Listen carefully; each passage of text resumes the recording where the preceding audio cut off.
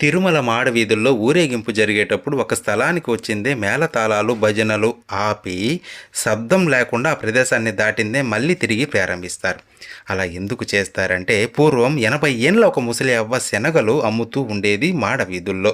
స్వామివారు ప్రతిరోజు ముసలి అర్చుకునిలా వచ్చి ఆమె దగ్గర శనగలు తీసుకునేవాడు, డబ్బిచ్చేవాడు కాదు. ప్రతిరోజు మళ్ళీ ఇస్తా అని చెప్పి తీసుకొని వెళ్ళిపోయేవాడు. ఇలా చాలా వారాలు జరిగింది.